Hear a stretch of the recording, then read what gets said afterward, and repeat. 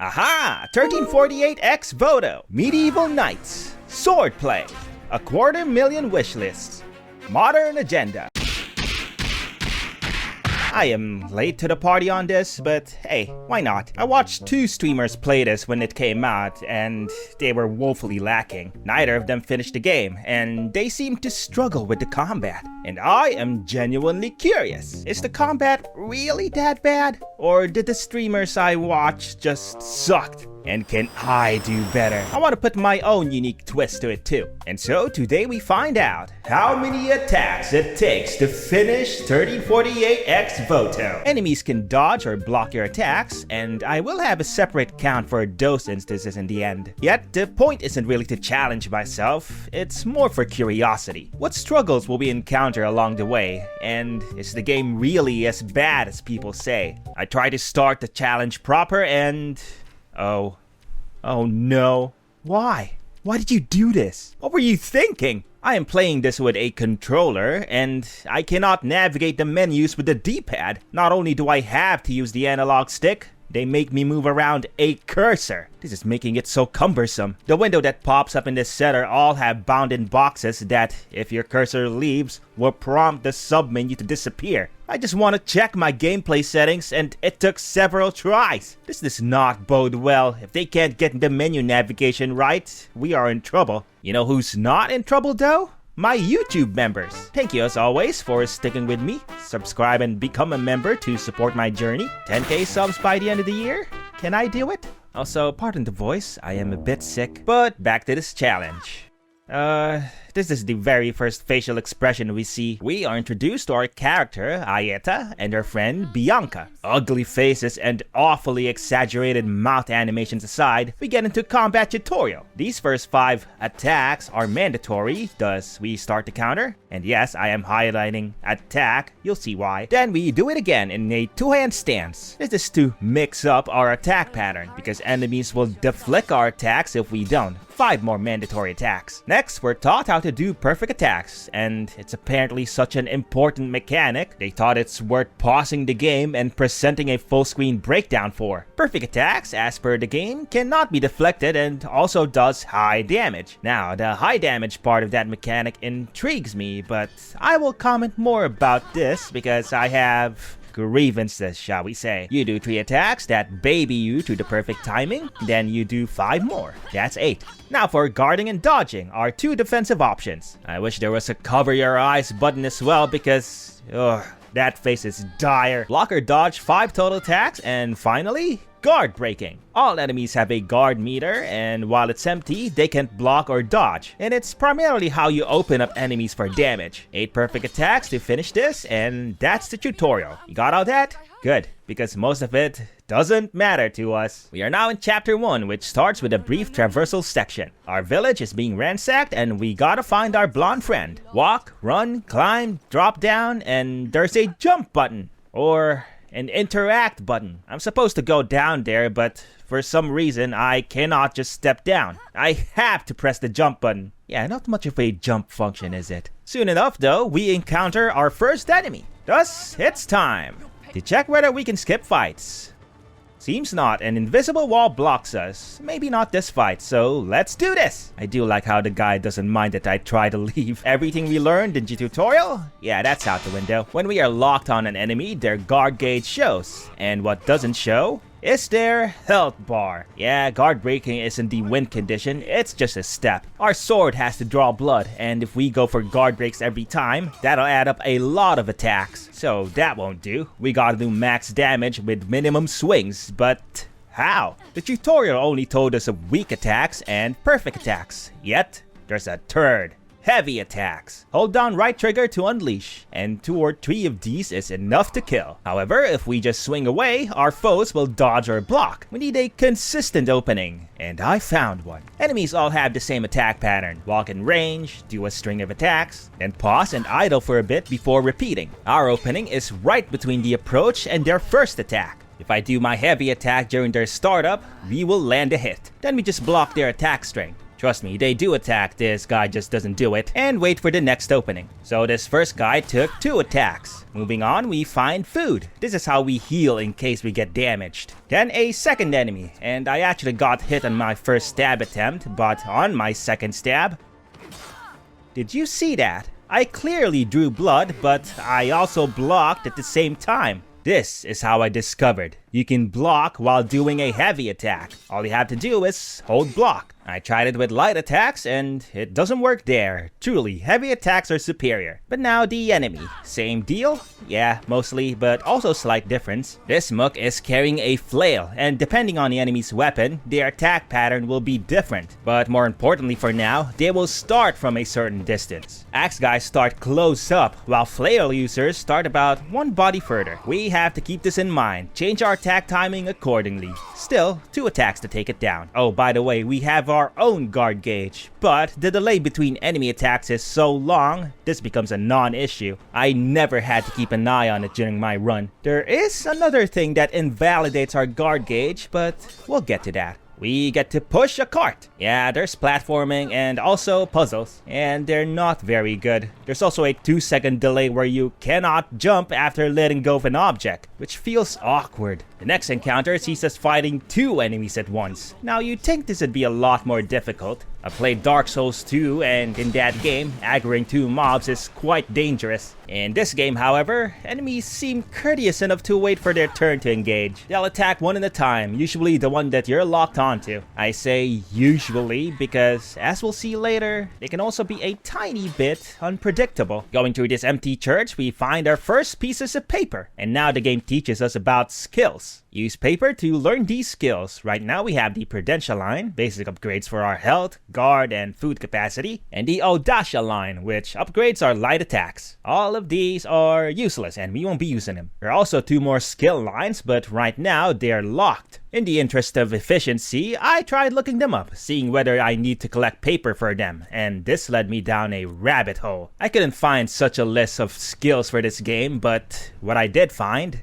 is this. This guide has 137 pages, with sections about a hunting bow, a makeshift pistol, torches and flares, and even New Game Plus. This guide is complete garbage. None of what I just said is in the game. Or maybe not yet anyway? Because apparently this 137-page article was originally published on October 17th, 2026. That's right, we're now time traveling. And for those of you wondering if this is a work in progress, I can tell you, dear viewer, that indeed seems to be the case. Because the last update was 1 month ago. You heard that right, this article, which was written 3 months from now, was updated last month. In the interest of clarity, I delved a bit deeper. This is the front page of their website. Now it makes sense. This is an AI website, and the more I dug, the worse it got. The banner in their Resident Evil 3 page isn't even a Resident Evil 3 screenshot. Their Pokemon Yellow page mentions Brock's Pokemon are weak to steel, which is true, but not until the next line of Pokemon games. And their Dark Souls guide is a straight up rip from a Game FAQs page. For those curious, this is Ludo.guide. Apparently everything here is actually verified and community verified. Every page is also a 10-minute read, and again, community verified. Yeah, verifiably bullshit. Honestly, I could make a video making fun about this side alone, but let's get back to the game. Our 4th enemy encounter presents to us the dagger-wielding enemy. Their engagement range is really up close, the closest of all the enemies in the game. They still take 2 hits though. Another fight has a flail and dagger user, nothing new, 2 hits each. And next is the last fight of chapter 1, which is 2 more grunts. By this point, I am realizing this strategy, while efficient, is very tedious. When enemies idle in between their attacks, I do mean they idle, sometimes for more than 20 seconds. Also, a hint about perfect attacks popped up. Yeah, get used to that. So I slay the first guy, 1 remaining. Or 3? Where did those other 2 come from? I swear they were not there a moment ago. 4 guys down, 8 attacks total. That concludes chapter 1. Now look at this. When chapter 2 starts, the camera jerks around for but a moment before correcting to the 3rd person. In fact, the start of every chapter is like this. That shows a lack of polish for such a cinematic focused game. Remember that phrase? lack of polish. Credit where credit is due though, I like some of the exploration bits. I find this cave across the river, and inside I find a trinket. These are essentially equipables. The sunstone we got increases the visibility of interactions. That's weird wording right there. It actually means it'll highlight pickups from a longer distance, which is helpful for me. I like collecting stuff. I proceed and... This belonged to one of the Briganti. I have found them. I have ya! Where did this guy come from? This is the second time an enemy seemed to pop out of nowhere. Is the game scripted in such a way that enemies only spawn when they're not in view? Anyway, this is our first encounter with a spear wielder. They have the farthest range of engagement in the game. In fact, it's so far away, their first attack will always miss. Thus, we have to make another adjustment. Trying to trade during their first attack is risky, so we'll have to wait for the second swing. But if we attack during the recovery of the first, they can transition to blocking or dodge. We have to delay our thrust so that it hits at the startup of their second attack. Besides that, the enemy is no different. 2 stabs and he's down. I did miss twice though. So what's next? Well, that's all the enemy variations actually, at least for now. Now we just go through the motions. Next are 2 guys with a sword and a flail, so 4 attacks. We then explore a tower that contains our first sword upgrade. Your longsword has 4 parts: the pommel, grip, guard, and blade. You can find 3 upgrades for each part. And our first pommel upgrade improves our perfect attack window, so it's useless to us. We next encounter 1 enemy with an axe, but for some reason, this guy took 3 heavy attacks to take down. So are enemies getting progressively stronger? Well, before we answer that, this happens. I already know there's supposed to be a couple of bad guys here, but they're nowhere to be found. Did they despawn? Have I found a skip? I then turn around to make progress and the camera jerks back a full 180 and all of a sudden we're in a battle. Right, so this confirms my suspicion. There are a set number of enemies to kill at certain points in the game, and some of them will only spawn in places not currently visible to you. This happened during chapter 1 as well. It's a lazy solution and it is super jarring. Not to mention it could get you into trouble. Like in the next fight, there are 2 guys here. See, full view of the camera with just 2 guys. I slay one and work on the other, but all of a sudden, a third spawns to my right and goes for an attack. Bad time to realize enemies can randomly initiate attacking from off screen. I'm already hating this spawn out of nowhere nonsense. That's a total of 6 enemies and only the first guy took 3 hits, so no, they're not getting stronger. Afterwards is a bit of platforming. We find a sword grip upgrade which improves our dodge recovery. Nice, but I have yet to find a use for dodging, so there's no point. I also find a treasure which is added to our ex voto. This is purely a collectible. It has 0 impact in gameplay nor story. This is just flavor and I'll stop mentioning them when I get them. And that's the end of the chapter actually. I was half expecting at least 1 more encounter at the end. We got a sword upgrade after all, but no, just move on. We do get a cutscene where we're told where to go, and credit where credit is due, the voice work is really well done. It is by far the best thing about the game. As for the dialogue, I didn't find it to be distracting either. It is just a shame that the character designs are dreadful and the animation just as much. Their jaws might as well disjoint like, I don't know, the Canadians in South Park. On to chapter 3. Jan Camera, welcome back. The Lucky Horn gives a low chance of doubling foot pickups. So far though, I haven't had trouble surviving, so I won't be using it. Fight 2 guys, 2 attacks each, and then a small puzzle that I want to mention. We gotta unwedge this branch. Press RT enough times in 3 seconds. How many times? Well, I tested it. It's 4. Shows you how low the developers' expectations of the players are. Fight 1 guy pissing over a bridge, and then this bit. We have to raise this box via the platform and winch. How do we lower the platform? Like this. This winch is stiff, but it still works. And how do we get the box onto the platform? Like this. I'm not savvy on Middle Age Italy, but this, I'm sure, is historically accurate. Then a 4th sword upgrade. The Imperial Blade increases the guard damage we deal by 50%. I mean, we don't want the enemy guarding our attacks, so this again is useless. Yeah, this whole chapter dragged on for a bit, but now we get into plenty of combat, but what do I even say? It's more the same, really. 2 guys, followed by 3 more guys, followed by... Oh, it's that axe dude with different clothing, so he's not unique. And yep, he also took 3 hits here. That answers that. Maybe that funky apron gives him more hit points. 7 dudes, 15 attacks total. Next up though is the first, boss. You know he's a boss because his guard gauge is centered in the UI. And so, about the bosses. I of course tried my usual tactic. Heavy stab, block flurry, let him idle, repeat. But after stabbing him about 30 times, I concluded this won't work. That's his blood all over the battlefield, but he will not go down this way. It seems we have to deplete his guard gauge, and although our hits do deplete the gauge, we can't let him idle because it regenerates. Here's footage of him idling. Still idling. Still idling. He's not gonna move, is he? So I guess we have to play the way the game intended. Start using perfect attacks, which the game nags me about again. Well, how about no, because perfect attacks suck. While the game makes it seem like perfect attacks are the key to victory, they keep popping a damn hint for it throughout the game. It's actually suboptimal and it feels so janky. And I think I know why. I assumed pressing at the right time makes your weak attack perfect, but that's not actually what happens. It's your next attack that becomes perfect. Thus, another attack automatically comes out. Now consider this. Every attack you do has that perfect attack timing, even the last one in your basic attack string. But your last attack has a huge recovery window. It's when you're most likely to get hit. In order to avoid this, you have to actively resist the urge to hit the perfect attack timing during the last attack. I think this is why streamers I watched kept getting hit after their third attack. It's the logical consequence. This also means your opening attack will never be perfect and can be parried.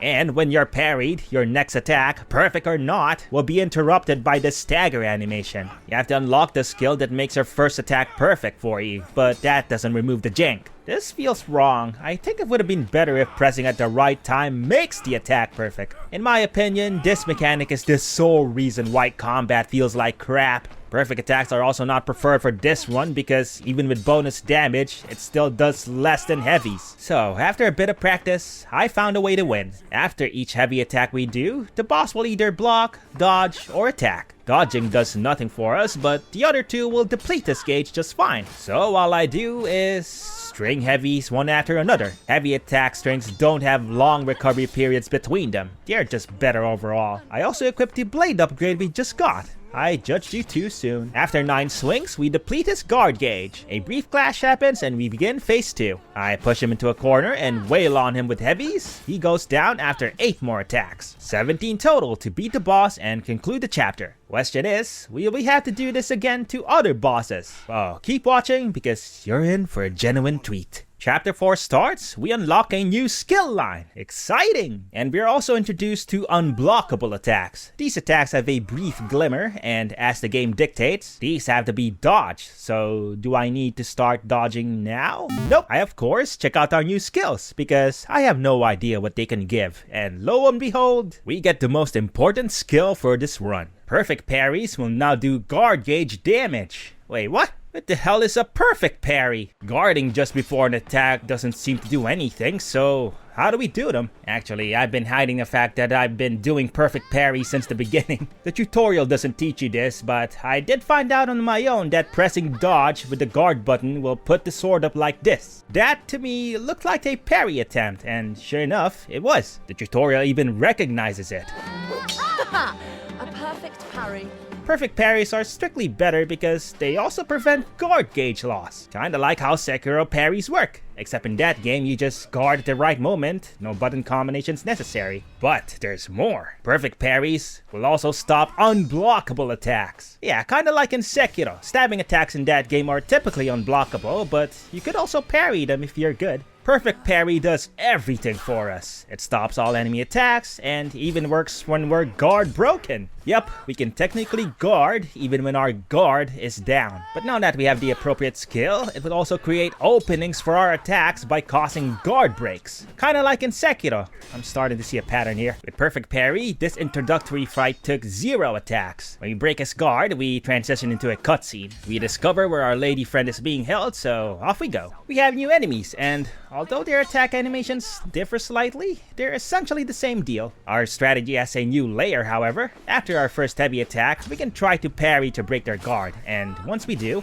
we have an opening to do 2 heavy attacks at most. These 2 guys guys now take 3 attacks each to take down. The next encounter introduces perhaps the most dangerous type of enemy. Spear wielders from now on will have unblockable stabbing moves. We have to be on point whenever we face these mooks. 2 attacks to take them down though. I also took some hits though, so we should start upgrading our health and eating food? Not necessary, because for some reason, when you die, you restart at a nearby save with full health, while also retaining your stock of food. The game saves after almost every encounter as well, so the optimal play is actually to deliberately lose before each fight, in case you need health. 2 more guys with 1 spear wielder, so 5 attacks. Next, a guy with a club, who has the same moveset as the first boss, who I later realized had the same moves as the flail guys. He took 3 hits. And then these 3 clansmen looking over a cliff. They don't seem to see me, so I try to sneak past, and no, of course we can't skip them. There's an aggro trigger right by the exit. 9 attacks total to get through, because for some reason, this spear guy took 3 hits. How inconsistent. I found another sword upgrade, but I will save some time here. I do find all the upgrades eventually, but none of them will be of use to us from here on. But don't you worry, we'll get the best item in the game soon. We also get to walk more, plus some platforming and also puzzles. And I have to say, it's starting to get dull. And I have a few pedantic criticisms. One is regarding walking. For the entire game, you'll hear the sound of our character's letters shake around. It is super repetitive, and you will hear it every 2 steps. Take a listen, tell me if you agree.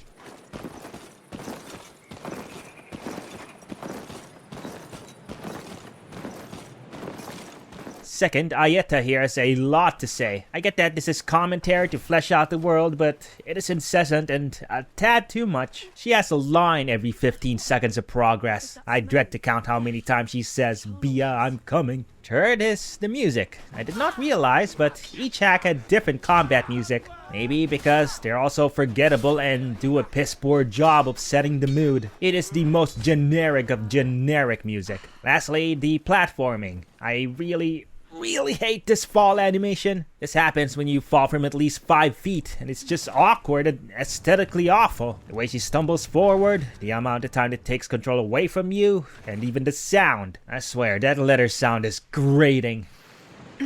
It's closer than I thought.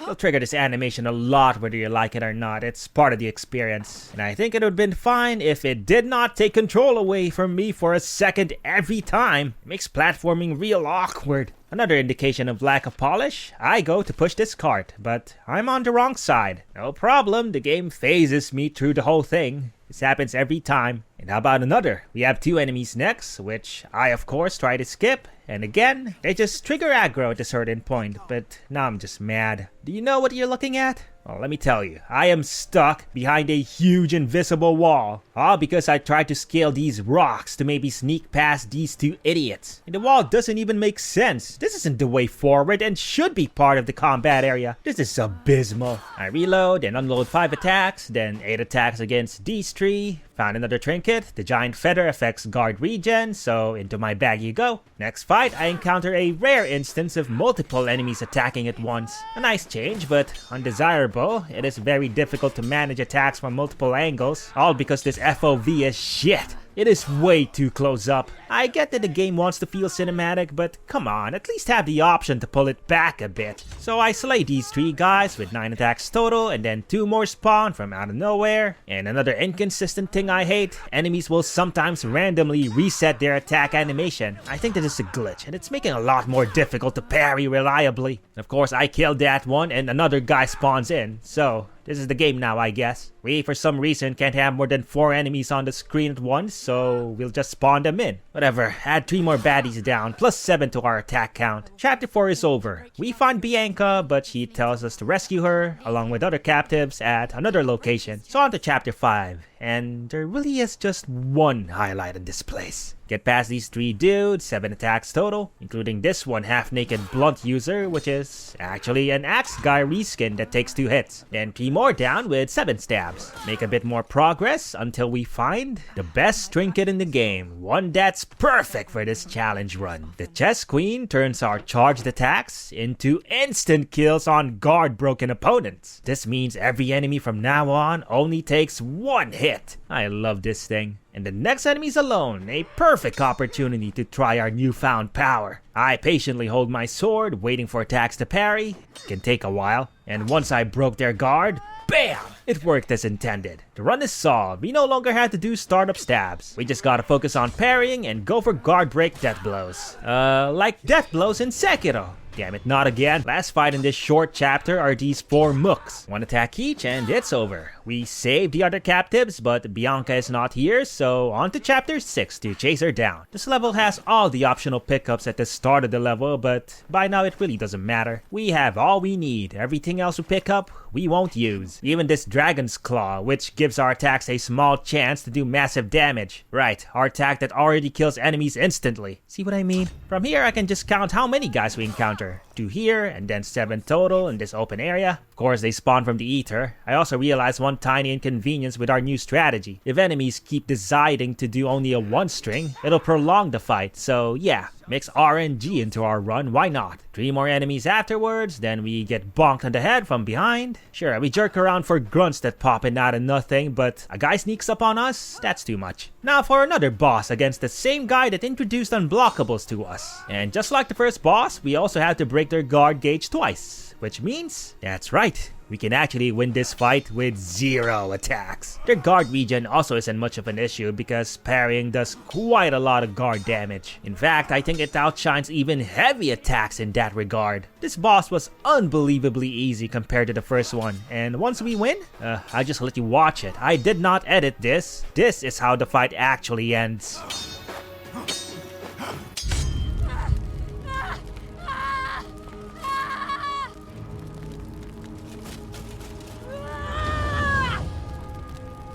It just ends. No killing blow, no final banter. That was super jarring. Great cinematics, huh? So, chapter 7, we unlocked a new skill line, but also... Wow, here I thought the game was ugly enough. Got worse. Anyway, new skill line. It adds an extra swing to our light attacks. No thanks. Third option, however, recover HP when we dodge at the last moment. Ooh, now this is better. Now I actually have a reason to use dodges. Again, I'm no historian, but maybe knights could actually heal wounds with clutch dodges. But it is a great boon, as fights will be a lot tougher from here on. Enemies always end their attack string with a big wind-up that leaves them winded afterwards. That's our most opportune moment to perfect dodge. Again, credit where credit is due. This environment here looks quite nice. Very serene, but it's also got that Unreal Engine 5 look that we've seen plenty of in other games already. Beautifully generic. The last 3 chapters actually have a couple new enemy types. Everybody now has armor and requires 3 parries in a row to guard break. That really just means we're more reliant on RNG. Pray the enemy will do long attack strings. They also boast a new weapon. Sword and shield users have a completely different animation set, and they're also dangerous because they can attack with their shield, and it's unblockable. Gotta get good with parries. I want to file another complaint too. The lighting in this level in particular is making some of the fights a hassle. When we're facing the sun, our sight dims to adjust. Realistic, sure, but gameplay-wise, makes it harder to distinguish the enemy. And it's also legitimately hurting my eyes. Just because the in-game camera's eyes adjusted the lighting doesn't mean mine does. Spearmen also have slightly different attack animations now, and timing our parries to their unblockables are quite tricky.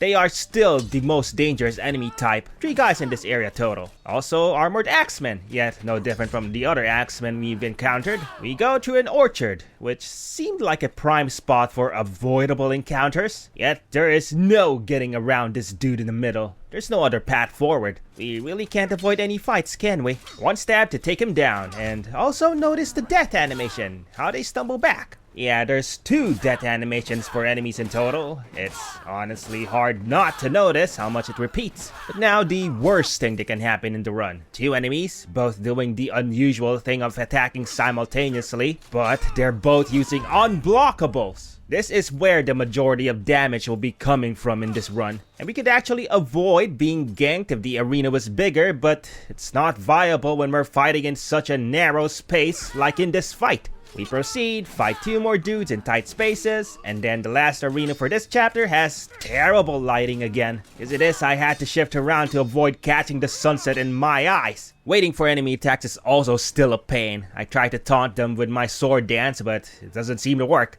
Only 3 mooks here, no extra spawned in. I hope it continues that way.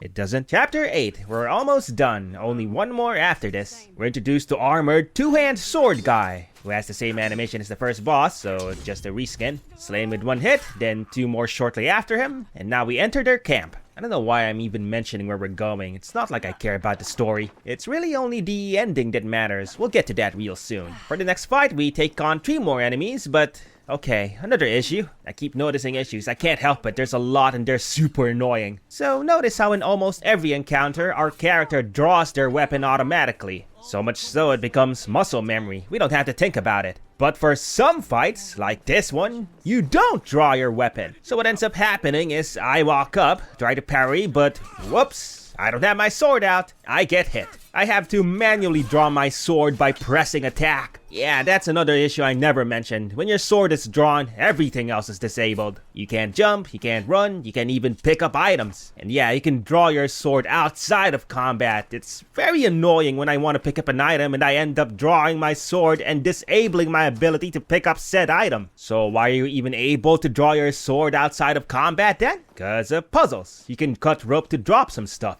The problem? The first instance of that puzzle is in this chapter, near the end of the game. Further, there are only 3 such interactions in the entire game. The other 2 are in the final chapter. I could point out how having control over your weapon draw can work, like in Monster Hunter or AI Limit, but I want to move on. 2 enemies, then another 2, then 3 more after that, then 6. I'm also adding 2 for the 2 misses that are not my fault. Why did I not lunge forward? I had to guard break this last spear guy twice before I managed to get a hit in. This sucks. Finally, 3 more enemies at the end, and we move on to the final chapter. And just at a glance, I knew this was gonna suck. The sun's setting, which means no doubt the sun will make my eyes hurt again. Here's the second rope cutting bit, and the only mandatory one. Now we get into fights, and this game's not holding back now. They are throwing enemy after enemy at us. This first encounter had 9 in total, and the more enemies there are, the more likely I'll get ganked. It's here that I make real good use of perfect dodging just to recover health, but of course, even this has an issue. The upgrade says you recover health when you dodge, quote, at the last moment. When successful, there's a brief slow motion moment to indicate the perfect dodge. But then I find that the timing is off. If you dodge at the very last moment, you'll still avoid damage, sure, but the perfect dodge doesn't proc. You have to dodge before the very last moment. Let me draw a timeline here. Here's where you assume the perfect window is, but it's actually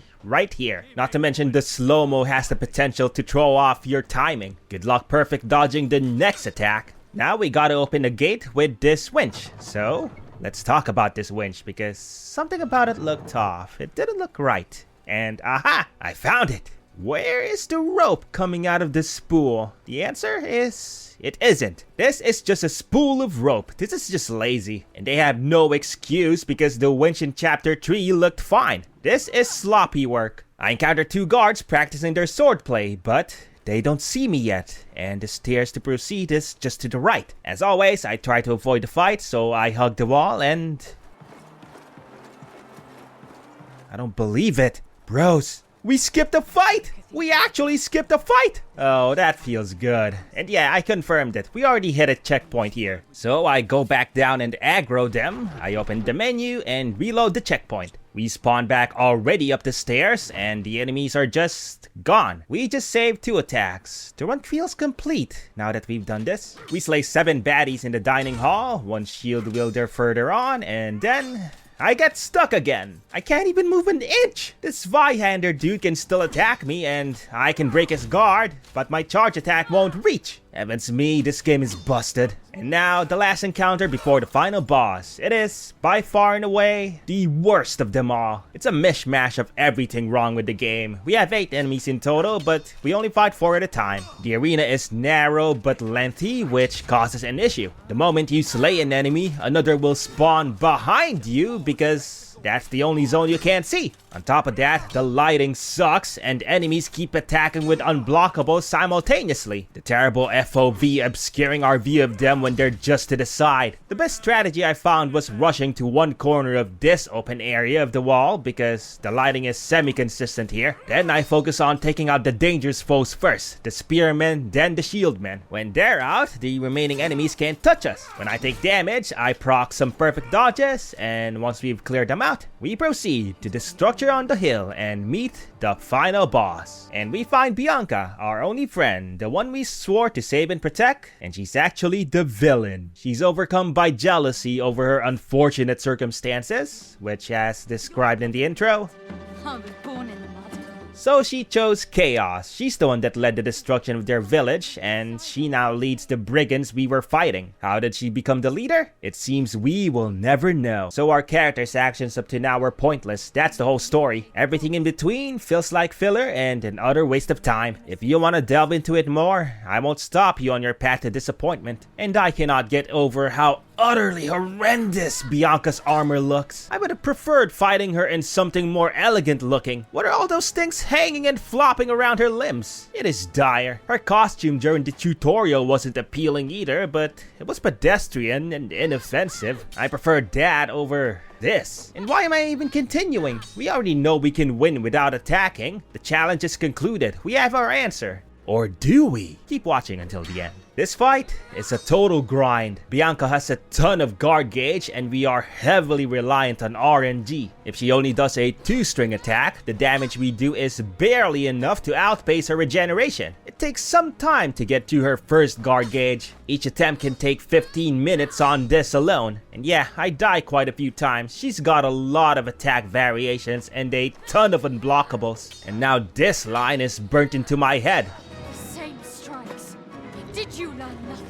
What strikes, lady? I'm not striking! And good lord, I hate this arena. It is super dull and the lighting sucks once again. There's a bright ray of sunlight emanating from the entryway and everywhere else is dark. Couldn't they have put some torches around? Like on the 4 pillars in this arena? They had torches in the dining hall earlier. So after a few attempts, I figured this out. After attack string, we can cut her idle walk short by nudging along her path, essentially trying to block her. This works half of the time. But on the other hand, the worst thing can happen too. She can just completely seize up. She will not move nor attack. We gotta attack her to resume her routine. Every time this happens, I have to restart. I even tried to leave, maybe at least go outside, duel somewhere with better lighting, but nothing will make her budge. Fortunately, her second phase increases her attack frequency. We can get her guard gauge down much faster. She also gets new moves, but even that helps us. In fact, this can take less than 2 minutes. And once she goes down,